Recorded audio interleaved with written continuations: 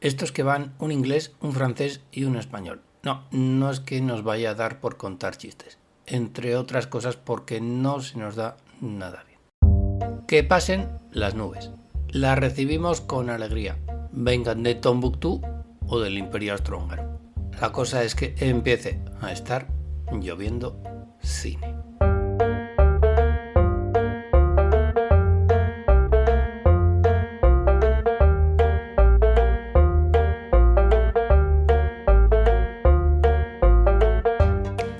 Porque aquí comienza un programa más de tu podcast favorito, Lloviendo Cine, al cual estáis todos pertinente y convenientemente invitados.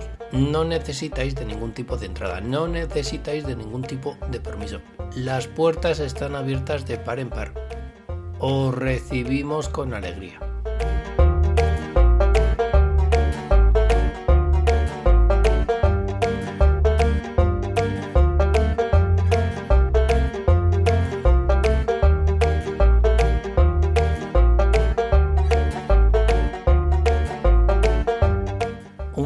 Más de Lloviendo Cine, en el cual se nos ha ocurrido hablar de un personaje, porque hoy vamos a tener todo un personaje. Vamos a tener como invitado a un señor que de eso de hacer reír sabía un rato y que nos arrancó risas y más risas con sus películas, aunque eso sí, también sabía cómo provocar que esa sonrisa se nos quedase congelada en el momento. Así que nada, nos dejamos de chistes y dejamos lo de las risas para los que de verdad saben. ¿Quién es ese señor que tantas risas nos arrancó con sus películas y al cual le vamos a dedicar nuestro programa de hoy? Porque hoy vamos a traer otro de esos famosos roscos de la A a la Z que nos sirve para repasar la trayectoria artística de un cineasta. Ahora solo han sido directores, pero en el futuro quizá lo hagamos con actores, con actrices, incluso con algún que otro guionista.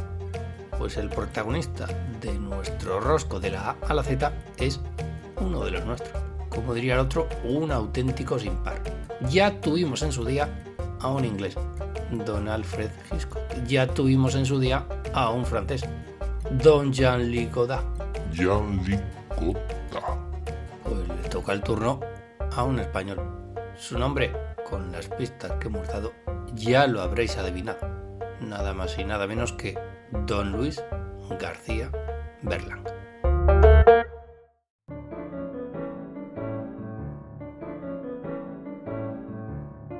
Programa ideado y guionizado por nuestro colaborador en la sombra, don Juan Solo.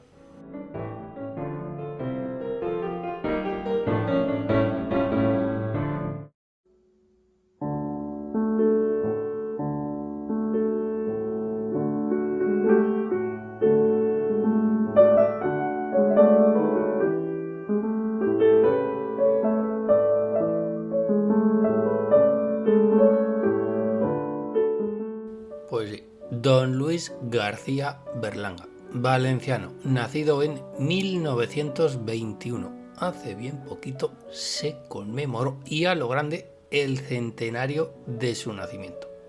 Don Luis, que nos dejará en noviembre del año 2010 en su casa de Pozuelo de Alarcón. Y don Luis fue director, guionista, escritor y un montón de cosas más. Y ya lo iremos viendo a lo largo del programa de hoy de Lloviendo Cine. Uno de los indiscutibles grandes de nuestro cine y de nuestra cultura, porque ya veremos cómo su cine, cómo sus películas han trascendido a su figura, a su vida y a su obra. Una vida y una obra que vamos a repasar de manera exhaustiva, no solo en este programa, sino en el siguiente, porque ya lo avisamos, se va a convertir en tradición. Cada rosco de la A a la Z lo dividimos en dos programas. Queremos explayarnos y a lo lindo con cada uno de los protagonistas de nuestros de la A a la Z. ¿Qué decir de don Luis García Berlanga que ya no se haya dicho? Un señor del cual nos sabemos casi de memoria las películas, las expresiones en ellas contenidas, las situaciones tan berlanguianas. El cronista oficial de la historia de España, por lo menos de buena parte del siglo XX. Cineasta que no sería lo mismo si no hubiese tenido a su lado a cierto guionista, con el cual vamos a empezar nuestro repaso, porque empezamos por la A de Azcona.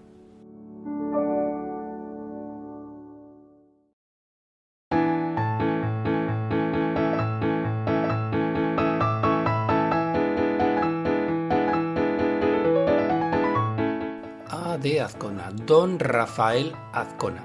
Y es que si hay un nombre que vaya íntimamente ligado a la vida y a la obra de don Luis García Berlanga, ese no es otro que el del guionista de la mayoría de sus grandes películas, el riojano Rafael Azcona. Y viceversa, si hay un nombre que va íntimamente ligado a la figura de don Rafael Azcona, ese no es otro que el de don Luis García Berlanga. Y eso que Azcona ha escrito para otros grandes directores. De hecho, comenzó en esto del cine colaborando con el italiano Marco Ferreri en las películas que este rodó en nuestro país, con títulos como El pisito o El cochecito. Azcona también trabajaría posteriormente con otros cineastas más jóvenes, como Fernando Trueba, en el guión, entre otras, de Belle Époque, ganadora del Oscar a Mejor Película Internacional. También colaboró con José Luis Cuerda o con José Luis García Sánchez. Y aunque su obra la solemos asociar más bien a la comedia, también firmó guiones para dramas como La madriguera de Carlos Saura o La lengua de las mariposas y Los girasoles ciegos, dirigidas estas dos por el citado José Luis Cuerda. Pero lo dicho, hablar de Azcona es ante todo hablar de comedia y del irrepetible tándem que formó junto a don Luis García Berlanga, al que se deben títulos como Plácido, El verdugo o La escopeta nacional. Y así hasta una decena de películas que ya forman parte de la historia de nuestro cine, con ese humor tan negro y tan característico. Azcona era el prototipo de guionista agazapado tras un gran director, una especie de colaborador en la sombra, como alguien que todos sabemos. Como buen colaborador en la sombra, Azcona era un tímido patológico que ni concedía entrevistas ni solía prodigarse en los medios. Incluso apenas unos pocos conocían su cara, conocían su rostro hasta pocos años antes de su muerte.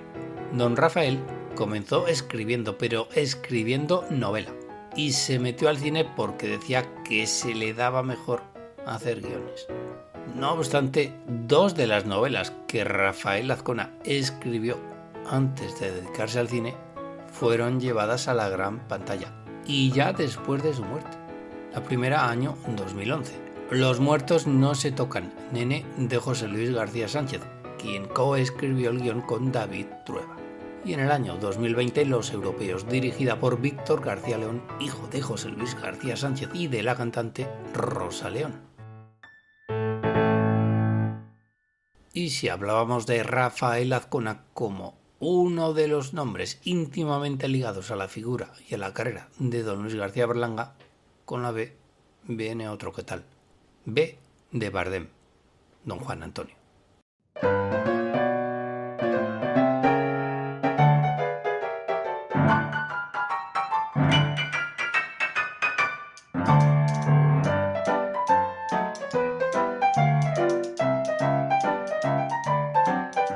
Pues sí, don Juan Antonio Bardem. Y es que el debut cinematográfico de Luis García Berlanga supone también el debut cinematográfico de Juan Antonio Bardem, ya que ambos codirigieron la película en el año 1953, Esa pareja feliz, comedia costumbrista protagonizada por Elvira Quintilla y Fernando Fernán Gómez, que en opinión del servidor es una auténtica maravilla. La película, que contiene una crítica al incipiente afán consumista que comenzaba a instalarse en algunos sectores de la sociedad española de la época, cuenta la historia de Juan y de Carmen, un joven matrimonio que vive en un humilde barrio de Madrid. Ella, ama de casa, es agraciada en un concurso radiofónico justo el mismo día en el que él, tramoyista de profesión, es despedido del trabajo. Y a partir de ahí comienzan los problemas para esa pareja feliz. Título de ese concurso: La pareja feliz, en la cual durante 24 horas recibirán toda clase de regalos y de agasajos. Pero claro, recordad que Fernando Fernán Gómez ha sido despedido de su trabajo. El rodaje de la cinta finalizó un 6 de octubre de 1952. Desde hace algunos años, la Filmoteca Española celebra en esa misma fecha, cada 6 de octubre, el Día del Cine Español, precisamente por este motivo, porque simbólicamente ese día supuso el comienzo de las carreras cinematográficas de Juan Antonio Bardem y de Luis García Berlanga, dos de nuestros más grandes directores de cine, y dos de las tres grandes Bs del cine español. La tercera, evidentemente, la de Luis Buñuel. Antes de esa pareja feliz, Berlanga y Bardem se habían conocido en su etapa de alumnos en el Instituto de Investigaciones y Experiencias Cinematográficas, donde, entre otras cosas, y como parte de unas prácticas, firman junto con otros compañeros el cortometraje Paseo por una guerra antigua, año 1948, del que hoy apenas se conservan unos pocos fotogramas. Un año después, en 1949, los dos amigos fundan la productora Altamira, que permanecerá en activo 6 años. Después de esa pareja feliz, Berlanga dirigirá su primera película en solitario, la inolvidable Bienvenido Mr. Marshall, en cuyo guión participará, además de Juan Antonio Bardem, el escritor Miguel Miura. Por cierto, escritor al cual tenemos que reivindicar y recomendar en el momento presente del programa de hoy de Lloviendo Cine. Después, ya sabemos, sus caminos se bifurcarán. Mientras Berlanga se dedica de lleno a la comedia, Bardem se vinculará más al drama costumbrista y al cine político militante.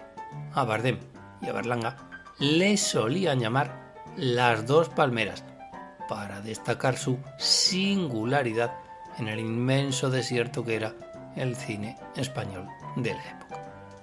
Y ahora, en este momento del desierto, nos vamos a la playa, nos vamos a la costa, nos vamos a la letra C, nombre de una de las grandes películas de Don Luis, quizá una de las más desconocidas. Se trata de la C de Calabuch.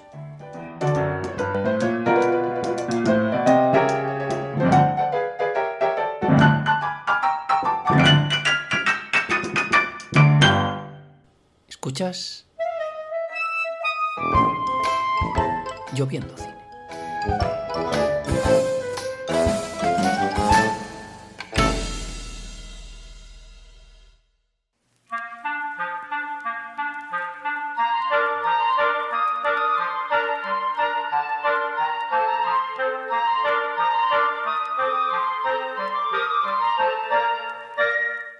Pues sí, C de Calabuch. Calabuch es el bonito pueblo pesquero en el que transcurre la cuarta película en la filmografía de Don Luis García Berlanga, y que se titula precisamente así, Calabuch.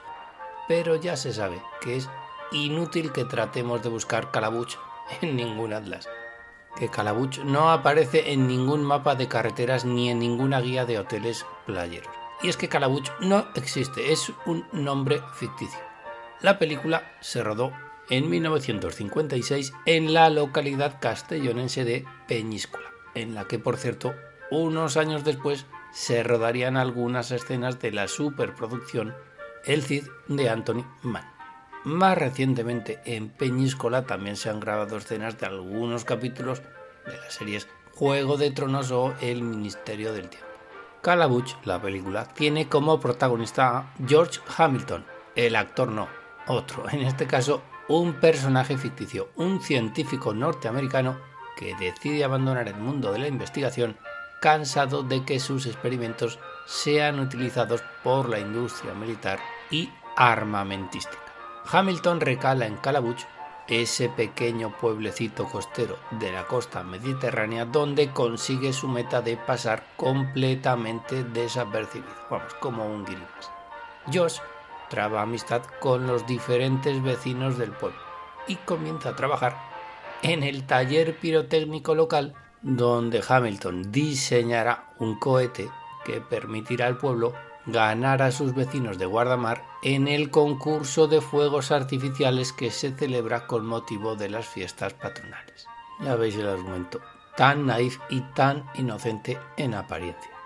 La prensa se hace eco de la noticia, que no tarda en llegar a oídos de las autoridades estadounidenses, que descubrirán por tanto el paradero de Hamilton y que tratarán de traerse al científico de vuelta a su país de origen. O sea, que Hamilton se convertirá en eso que hoy se llamaría trending topic, en unos tiempos en los que no existían redes sociales. En Calabuch estaban las redes de pescar y nada más. La historia de Calabuch tiene mucho de ese idealismo de las comedias de Frank Capra, eso sí, trasladado a la cultura mediterránea. Es una coproducción entre España e Italia. El guión es obra de Eduardo Marín y Ennio Flaiano. Y entre los intérpretes también encontramos actores de los dos países. Por parte española, Juan Calvo, José Luis Ozores o Pepe Isbert. Y por parte italiana, Franco Fabrizi o Valentina Cortese, que años más tarde ganará el Oscar como mejor actriz secundaria por su papel en La Noche Americana de François Truffaut. Pero el gran protagonista de la película es el norteamericano Edmund Wayne, que da vida a este citado George Hamilton. Wayne también había ganado el Oscar a mejor actor de reparto en 1947 haciendo de Santa Claus en la película De ilusión también se vive de George Seaton, que es de George Seaton y no de Frank Capra. A que pareciera que esta película estuviese dirigida por el bueno del señor Capra. Y entre los papeles más recordados del señor Wayne, no de John, sino de Edmund G-W-E-I-N, Wayne, figura el de coprotagonista de la película de Alfred Hitchcock, pero quien mató a Harry del año 55, un año antes de trabajar con Luis García Berlanga. Además, en la película aparecen numerosos habitantes del pueblo que actúan como extras. Y es que desde ese año, desde 1956, Peñíscola es una localidad íntimamente ligada al mundo del cine, pues cuenta con un festival dedicado por entero a la comedia. Y pasamos a la letra D. D de diccionario.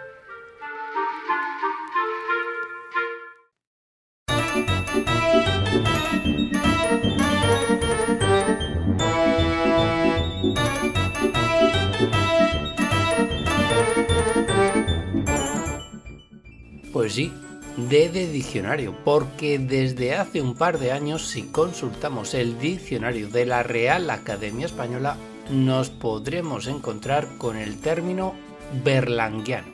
En concreto, la palabra se incorporó al diccionario de la RAE a finales de 2020, justo a las puertas de la celebración del Año Berlanga, en 2021, año en el que, como ya sabemos, se cumplían 100 años del nacimiento del maestro valenciano. El promotor de la idea había sido el también director cinematográfico José Luis Borau, que en su discurso de aceptación como miembro de la institución en el año 2008 titulado El cine en nuestro lenguaje, propuso que la entrada berlanguiano-berlanguiana formase parte de este diccionario. Lamentablemente Borau no pudo ver cómo su deseo se cumplía, pues el director zaragozano falleció en 2012. ¿Y cómo define nuestra academia, por cierto, el término berlanguiano-berlanguiana? Pues el término presenta dos acepciones, las dos adjetivos. La primera, perteneciente o relativo a Luis García Berlanga, cineasta español, o a su obra, y pone como ejemplo estudios berlanguianos. La segunda acepción reza, que tiene rasgos característicos de la obra de Luis García Berlanga, y pone el ejemplo una situación berlanguiana. Es quizás esta una definición, como en tantas otras ocasiones, demasiado amplia. demasiado abstracta. Porque, ¿qué es una situación berlanguiana? Una situación berlanguiana tendría bastante que ver con lo grotesco, con lo esperpéntico, con lo irónico, con lo burlesco, con lo cutre, con lo atolondrado, con algo sin demasiado sentido, que tiene que ver con un final desafortunado y agridulce. Vamos, sinónimo de español. Más gráfico todavía. Situación rocambolesca, rayana en lo insultante, en cualquier pleno, en cualquier Cámara de Diputados, en cualquier reunión en la cual haya al menos 2 integrantes, ya sea en el ámbito político, cultural, social, deportivo, sensacionalista o de color rosa. Don Luis lo tenía bastante fácil, don Luis lo tenía bastante claro a la hora de poner el dedo en la llaga, en la piel de toro en la que también habitaba.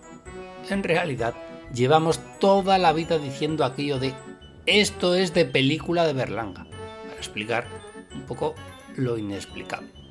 Anda que no tendría tela que cortar y películas para rodar si viviese ahora don Luis García Berlanga.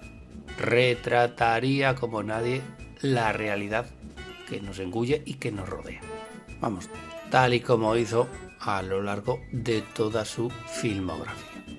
Y de la letra D pasamos a la consiguiente letra E, con un término que no puede ser más berlanguiano, o al menos más ligado a la figura de don Luis García Berlanga, porque la letra E corresponde, colocamos los 2 rombos en la esquina superior derecha de la pantalla, si hay oídos castos que se tapen los susodichos, la letra E se corresponde con la E de la pasión favorita de don Luis, la E de erotismo.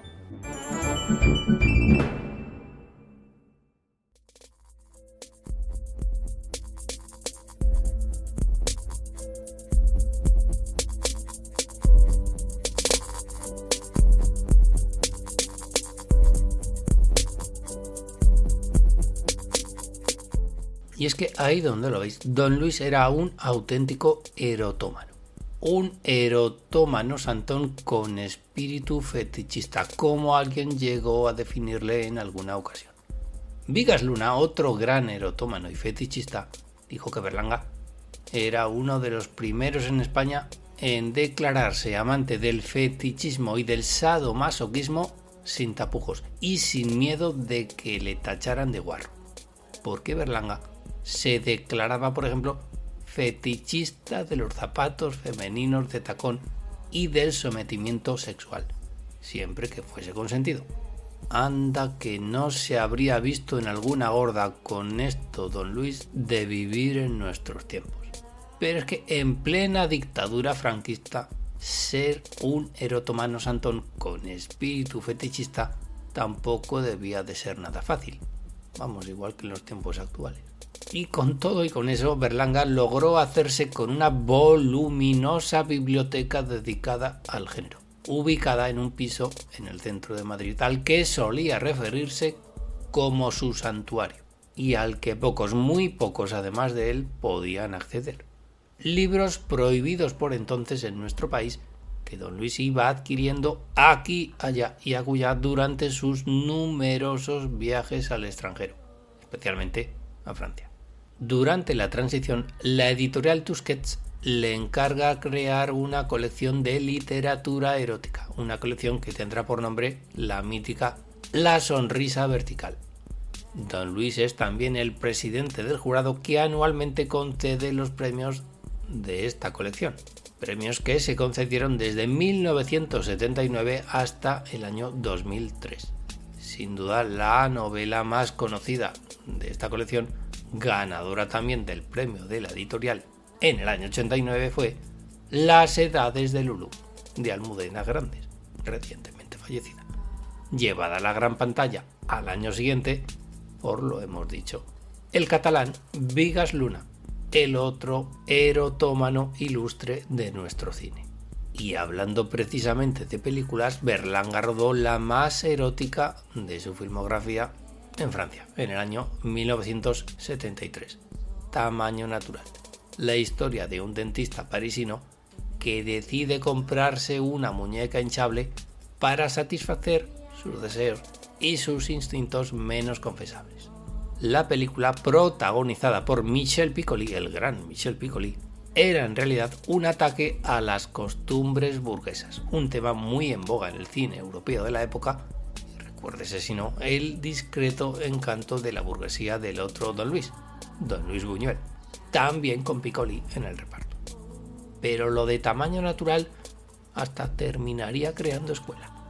¿Verdad que sí, Ryan Gosling? ¿Verdad que sí, Hirokazu Koreeda? Letra E, que ya hemos visto, da de sí. Quedaría para más de un programa, quizá no de la harina de Lloviendo Cine. Y pasamos de la letra E a la letra F. Y puesto que estamos lidiando con la censura y el franquismo, pues llegamos a la F de franquismo.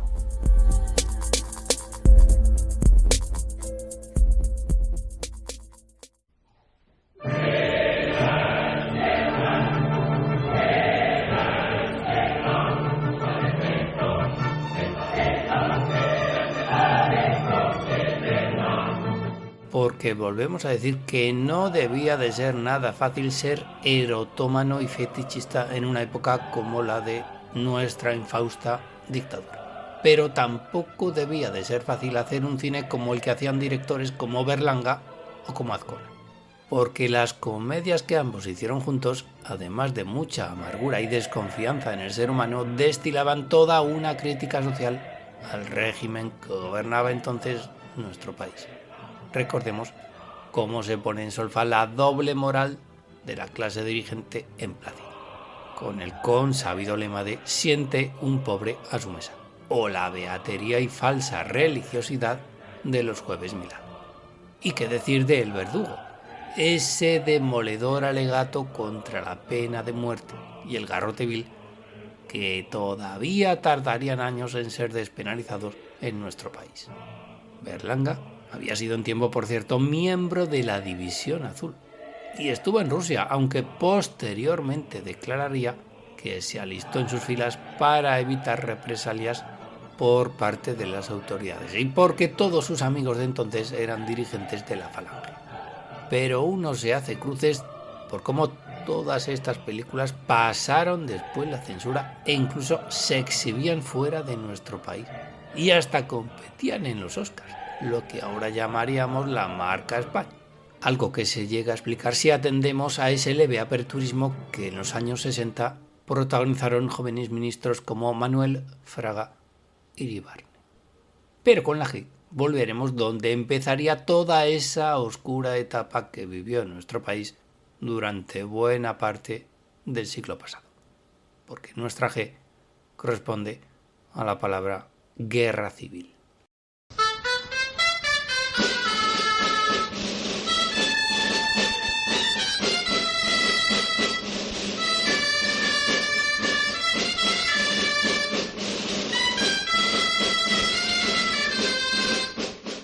Y habría que hablar aquí de la única película de Luis García Berlanga que ambientará en el marco de la contienda que sucedió al golpe de Estado de 1936 a cargo del general Franco. Se trata de La Vaquilla, película estrenada en 1985, pero cuyo guión se escribió mucho antes, ya que tanto Berlanga como Azcona habían empezado a trabajar en él 20 años atrás. No sabemos si porque no querían seguir siendo blanco de la censura y no meterse todavía más en camisas de 11 varas, el caso es que decidieron guardar ese primer borrador en el fondo de un cajón, hasta que por fin, en los años 80, vio la luz. La película transcurre durante un día de verano de 1938, cuando un grupo de soldados republicanos decide traspasar las líneas enemigas para robar en el pueblo vecino, que pertenece al bando nacional, una vaquilla, que va a ser toreada con motivo de las fiestas patronales. Lógicamente, lo que estos pobres quieren no es divertirse toreando al animal, sino comérselo, ya que el hambre aprieta. Como en toda película berlanguiana, hay que destacar el extenso reparto coral de la cinta con rostros conocidos, algunos habituales del cine del director, como Agustín González o María Luisa Ponte. Otros provenientes de la comedia española de toda la vida, la españolada, como Alfredo Landa o José Sacristán. Y otros actores más jóvenes que comenzaban a despuntar por entonces en el mundo del cine, como Santiago Ramos o Juanjo Puscorbe. La película, una de las más taquilleras por cierto de la filmografía de Berlanga, destaca una vez más por su sentido del humor costumbrista y corrosivo, llevando esta vez con toda la sorna, pero a la vez con un fondo de dolor por los años vividos, un claro mensaje antibelicista que describe lo absurdo de un conflicto fratricida. Y hablando de humor, hablando de Berlanga, vamos a la H. H de humor.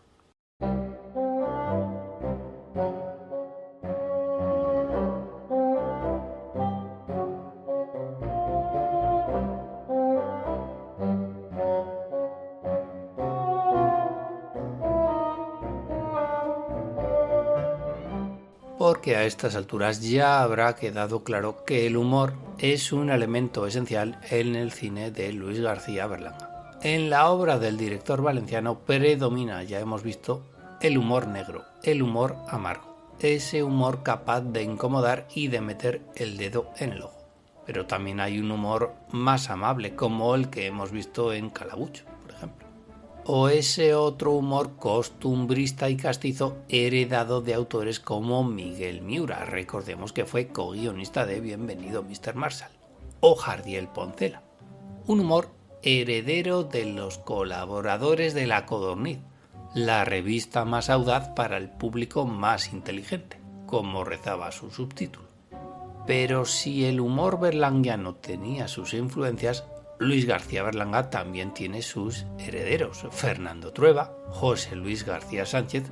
De hecho, tanto Trueba como José Luis García Sánchez comparten guionista con Luis García Berlanga. Rafael Azcona, que por cierto, el señor García Sánchez es el director con el que más ha trabajado, con el que más ha colaborado Rafael Azcona en sus películas.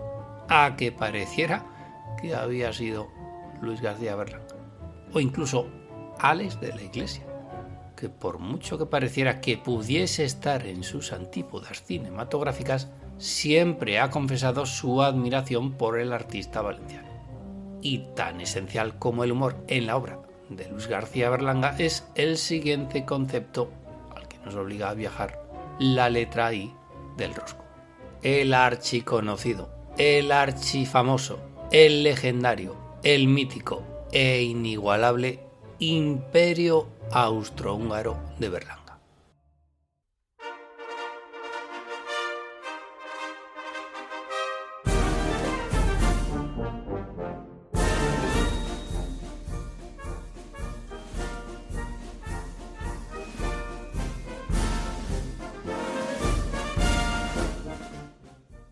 Y es que no se sabe si fue como broma, como fetiche o como superstición que Luis García Berlanga incluyera una mención a esta antigua zona del continente europeo en todas y cada una de sus películas.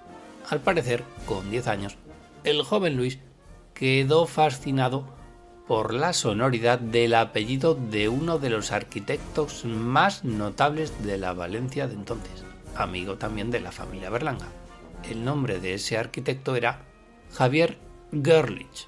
A Luis le resultaba gracioso ese apellido, y cuando descubrió que tenía origen austrohúngaro, aquello se convirtió en una especie de caballo de batalla, de fetiche, y no dudó en incorporarlo como talismán a su obra cinematográfica.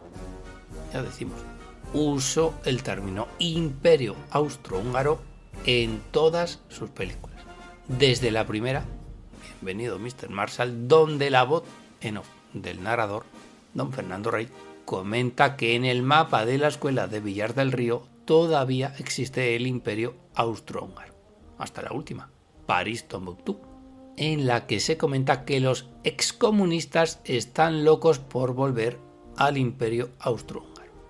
e incluía la citada mención ya fuera rodando en el extranjero para el fin de episodios Las Cuatro Verdades, donde se las arregla para que el nombre de un caballo sea austrohúngaro, o en Argentina, donde filmó la película La Boutique, o en Francia, donde transcurría Tamaño Natural. El caso es que si don Alfred Hitchcock tenía como marca de la casa sus famosos cameos, Luis García Berlanga usaba como esa misma marca de la casa al Imperio Austrohúngaro, y de esta manera hacía su particular cameo en sus películas, en forma de texto, como en Los Jueves Milagro, donde alguien en un momento dado, en acalorada discusión con otra persona, exclama: «Me lo va a decir a mí que he leído la historia de Blasco Ibáñez. Fue el año que se perdió el Imperio Austrohúngaro». Ese alguien es un actor entrañable y queridísimo por todos, cuyo nombre empieza por J. J de José Isbert.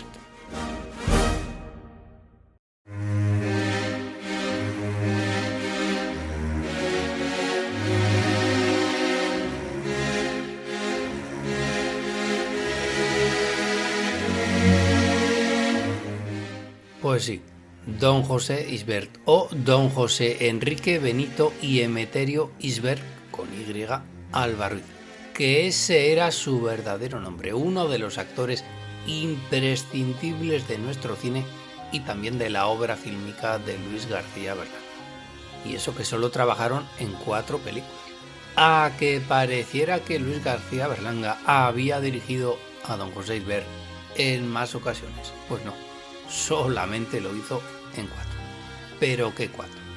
Bienvenido Mr. Marshall, Calabuch, Los Jueves Milagro y El Verdugo.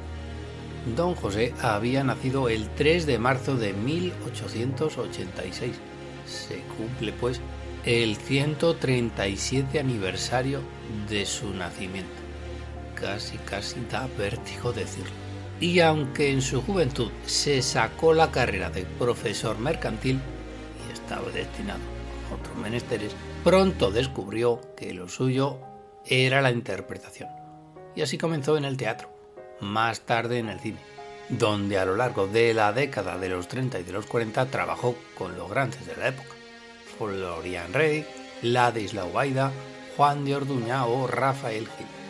Pero su verdadero éxito llegaría después, a partir de los años 50 y 60, con sus trabajos con Luis García Berlanga y sin olvidar, por supuesto, el impacto comercial de La Gran Familia, con su inconfundible voz cascada y ronca. Don José se hizo un hueco en nuestra memoria y en nuestro corazón, con esa misma voz con la que pronunciara en Bienvenido Mr. Marshall aquella mítica frase de «Como alcalde vuestro que soy, os debo una explicación». Todos eran contingentes, don José, pero es que usted además era necesario. Y para la letra K vamos a seguir hablando de personas importantes en la vida y en la obra de Berlanga. Nos ha costado encontrar la K y puede que le sorprenda a más de uno, pero al final ha salido.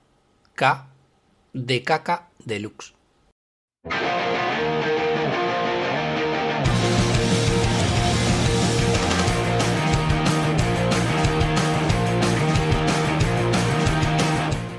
¿Y qué hace un grupo de música punk en un programa como este dedicado a don Luis García Berlanga? Porque claro, ¿quién era uno de los líderes de aquel grupo, pionero de la famosa movida madrileña? Carlos Berlanga, hijo del director valenciano. A Carlos no le dio por el cine, sino por la música. Su banda Caca Deluxe fue el germen de otras bandas de la movida, como Alaska y los Pegamoides, más tarde Dinarama, Radio Futura o Parálisis Permanente. Y compuso canciones no solo para él y para estos grupos, sino también para cantantes tan en principio alejados de esa órbita como Sara Montiel, Rita Pavone o Rafael. Pero Carlos Berlanga no solo era músico y compositor, sino también pintor y diseñador. Suyo es, por ejemplo, el cartel de la película Matador de Pedro Almodóvar. por desgracia, la fulgurante carrera del artista se truncó demasiado pronto. Carlos Berlanga fallecería en el año 2002 a consecuencia de una enfermedad hepática con tan solo 42 años. Además de Carlos, Berlanga y su esposa María Jesús Manrique tuvieron otros 3 hijos. Uno de ellos, Fernando, se decantó por el mundo de la radio y los otros 2 siguieron los pasos de su progenitor. José Luis es guionista, productor e incluso se ha atrevido a dirigir para el cine y para la televisión. Para la gran pantalla realizaría en el año 1987 la película Barrios Altos, protagonizada por Victoria Abril. Jorge Berlanga, a la sazón de ser crítico de cine, también colaboró con su padre en los guiones de Todos a la cárcel o París Tom Two. Y su hermano Carlos, que también murió demasiado pronto con 52 años por una dolencia hepática. Y pasamos a la letra L. L de la gran familia berlanguiana Leguineche.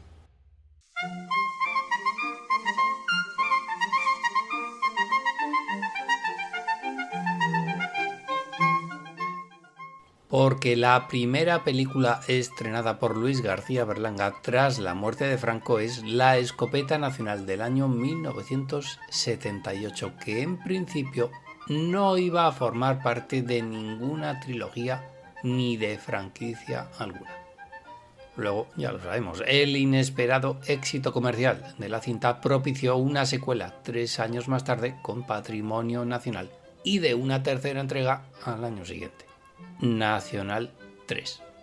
La serie de películas sigue la andanza del clan de los Leguineche, una familia de rancio abolengo venida a menos con la que Berlanga quería retratar en el fondo el deterioro que estaba sufriendo en aquel momento la sociedad española. Un visionario don Luis.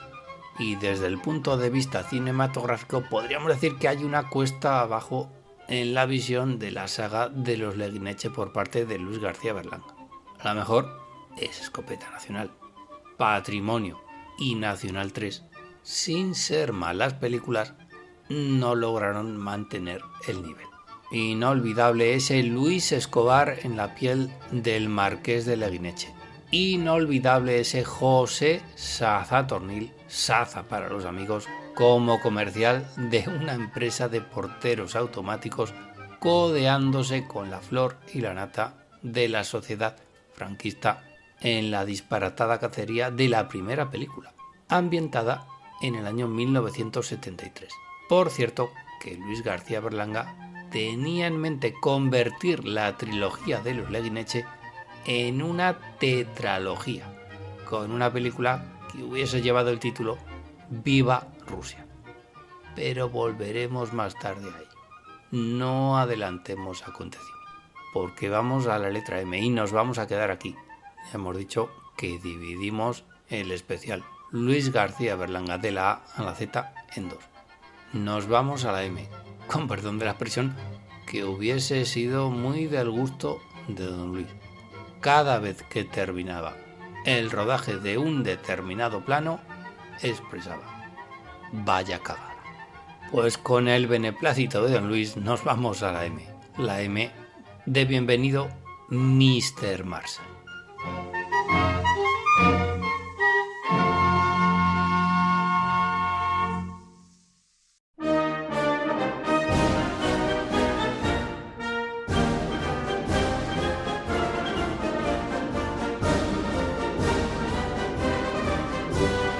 Porque para hablar de esta película tenemos que hablar del Plan Marshall que inspiró la primera película dirigida en solitario por Luis García Berlanga, oficialmente conocido como el European Recovery Program. El Plan Marshall fue una iniciativa, vaya nombrecito, puesta en marcha en 1948 por el entonces secretario de Estado norteamericano, George Marshall. El objetivo: intentar reflotar las maltrechas economías de los aliados europeos de los Estados Unidos, devastados tras la Segunda Guerra Mundial. El plan no llegó a aplicarse en España debido al aislamiento internacional en el que vivía nuestro país, porque lo valía, en tiempos de la dictadura franquista. Pero Luis García Berlanga aprovechó la coyuntura para, ayudado por las afiladas plumas de sus co-guionistas, Juan Antonio Bardem y Miguel Miura, comenzar fuerte su filmografía. Naturalmente, en esta primera película de Luis García Berlanga en solitario hay mucha mala baba, mucha ironía y bastante crítica social.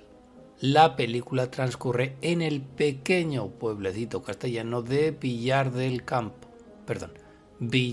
Río, donde todos sus vecinos andan algo alborotados ante el anuncio de la llegada de esas ayudas económicas norteamericanas. Cada uno de esos habitantes tendrá su propio sueño y se preparará para recibir a sus ilustres huéspedes, engalanando sus calles, organizándoles una fiesta y cantándoles aquello de americanos os recibimos con alegría, ole Virginia y Michigan, y viva Texas, que no está mal. No es cuestión de hacer un torpe spoiler, pero ya adivinaréis que ni los americanos ni el plan Marshall del título llegan a aparecer en ningún momento por ninguna parte en el pequeño pueblo de Villar del Río. ¿Podría ser Mr. Marshall un MacGuffin que nos lanza el señor Berlanga a la manera hitchcockiana?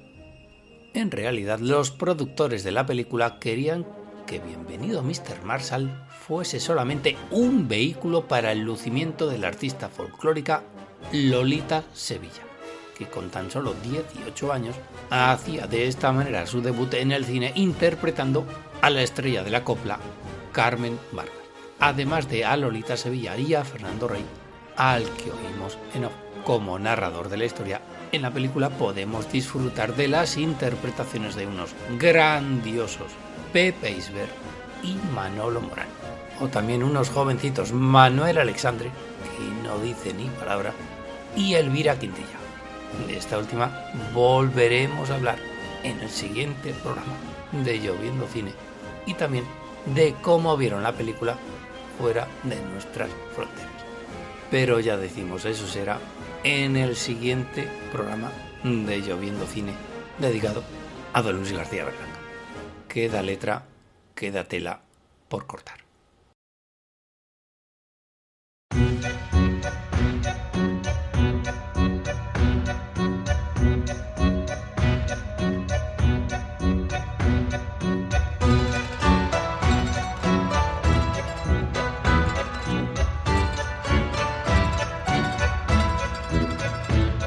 Y hasta aquí ha llegado un programa más de tu podcast favorito, Lloviendo Cine, en lo que ha sido la primera parte de este rosco de la A a la Z que le estamos dedicando a la vida, a la figura y a la obra de don Luis García Berlanga, uno de nuestros grandes nombres, una de las personalidades con letras mayúsculas más importantes no solo del arte, no solo del cine, de la cultura española del siglo XX, y nos atreveríamos a decir de toda su historia. Y efectivamente, nos queda tela, muchísima tela por cortar. Nos queda la segunda parte del abecedario. Y como nos encanta explayarnos, nos dejamos lo mejor para la segunda parte. Espero que el programa haya sido de vuestro total agrado. Nos despedimos hasta la semana que viene, la cual ya sabéis de qué vamos a hablar. Hasta entonces no nos queda más que agradeceros muy mucho vuestra atención, bastante más vuestra paciencia, y haceros la recomendación culinaria final de todos los Lloviendo Cine. Comed mucho plátano, que es muy sano. La forma de esta fruta seguro que encantaba al señor Berlanga. Y sobre todo, cuando miréis al cielo ya sabéis lo que tenéis que hacer. Buscad vuestra nube, todos tenemos una. Y cuando hayáis entablado confianza y conversación con ella, tenéis que decirle bien alto y bien claro aquello de que llueva cine. Par 10.